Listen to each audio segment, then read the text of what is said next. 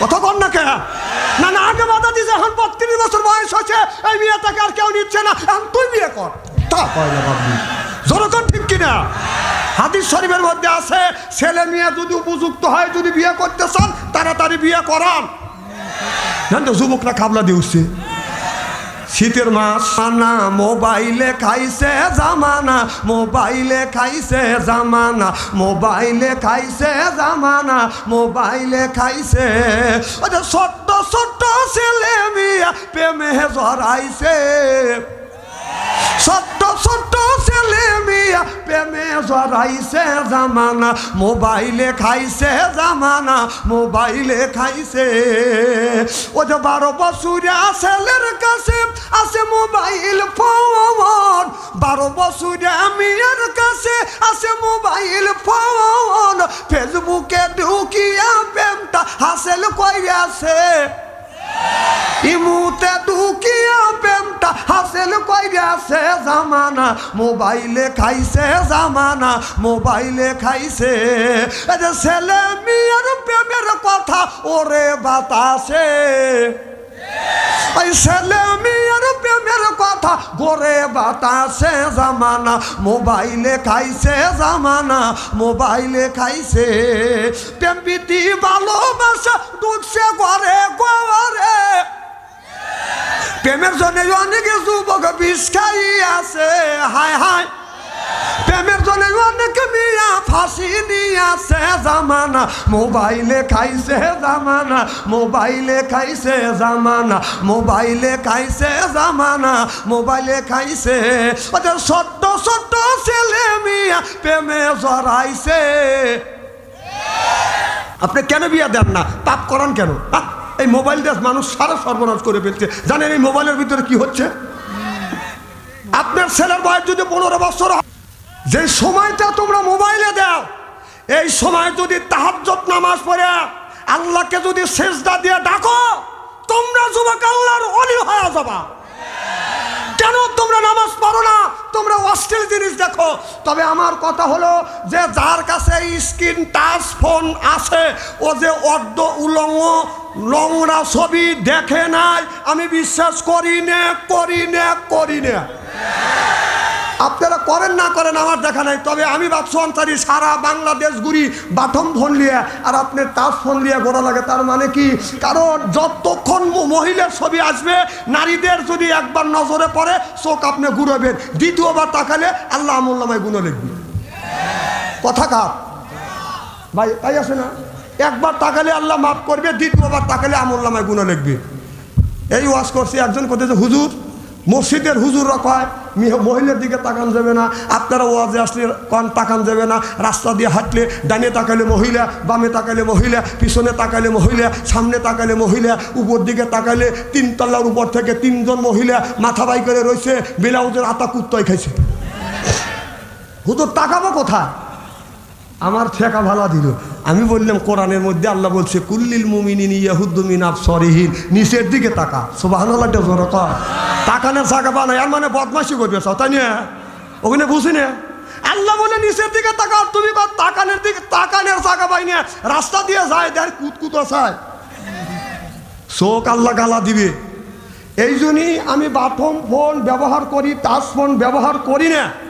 যারা করছেন, একটা করছেন, 5টা করেন, আমার দুঃখ নাই। তবে আপনিও যায়েন, আল্লাহর আদালতে আমিও যাব। কারণ যতই সেফ সাইড রাখবো, মহিলার ছবি আসবেই, চোখে নজর পড়বেই, চোখের জেনা হবেই। আমি রাখি না। এই জন্য যদি এই সেফ সাইড রাখলাম, ডাক্তার দিলাম, একজন মহিলা এসে যদি আমাকে কয় পিকু পিকু, তাহলে তো আমি ধরা খাওয়া গেলাম বাবা। এই জন্য আমাকে কেউ, অনেক লোক বলে হুজুর আপনার ইমু নাম্বার নেই। আমার টাচ ফোন থাকলে তো আমার ইমু থাকবে। আমি বাবা এইটা নিয়ে ব্যবহার করি, আল্লাহ যেন এইটা নিয়েই যাইতে দেয়। কারণ আমি চেষ্টা করতেছি এই সমস্ত অশ্লীল ছবি যেন নজরে না পড়ে। আপনি দেখতেছেন, দেখেন। তবে আমি জানি আগের জামানায় মানুষ অলি হওয়া সহজ ছিল। এখন যার কাছে টাচ ফোন আছে, ও যে আল্লাহর অলি হবে আমি বিশ্বাস করি না, করি না, করি না। তুমি টাচ ফোন দেখে মহিলার ছবি দেখবে, আর তুমি কমে আল্লাহর, তোর সোপার দাঁত খুলে ফেলা দেবো কিন্তু আমি কয়া দিলাম।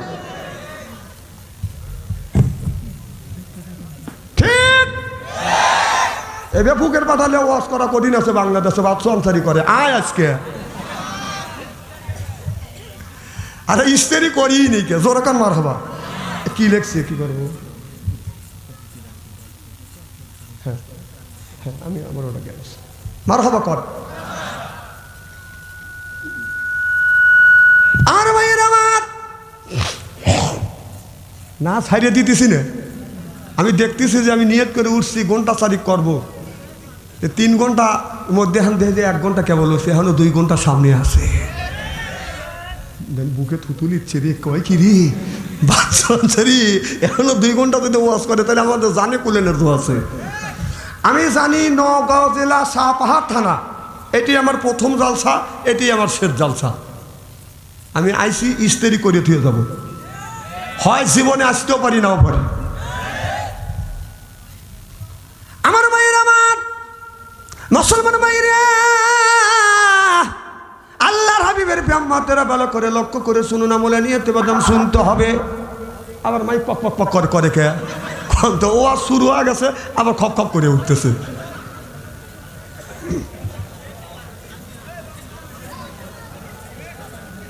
মার হবা কর। আমার ভাইরা আমার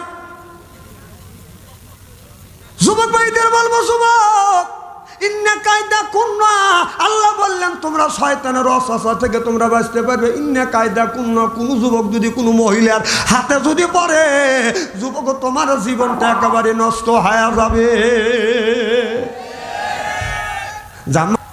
এদিন তো প্রেম টেকে না তো করে না, 12-13 বছরের ছেলে মেয়ে যদি প্রেম করে, ওই মেয়ের মাও বিয়ে করাবে না, ছেলের বাবা মাও বিয়ে করাবে না, তাহলে ওই প্রেম কি টেকে? প্রেম কর, বড় হওয়া কর। একদিন আমার কোথায় হুজুর আমরা প্রেম করছি, আমার বয়স 25 বছর, আর আমি যাকে বিয়ে করবো তার বয়স 21-22 বছর, আমার বাপ মাও রাজি হয় না, ছেলের বাপ মাও রাজি হয় না, এখন কি করবো? আমি কই তুই পলা না, আর কি ফতুয়া দিব?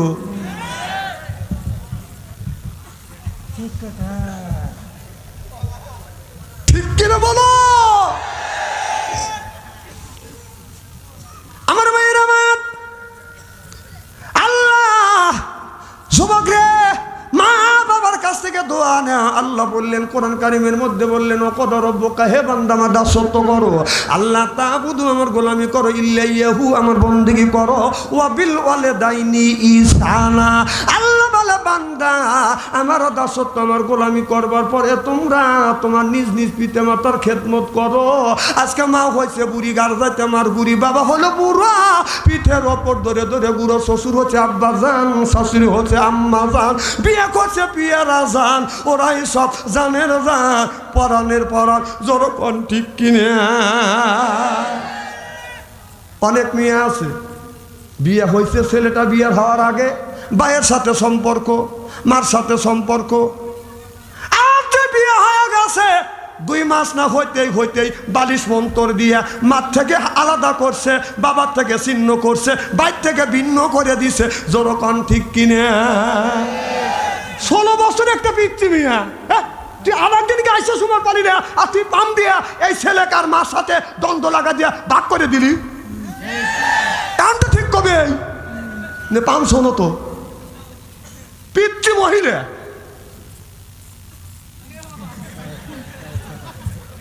না না, অকারের কথা আমি শুরু থেকে পর্যন্ত কোনটা বললাম কর।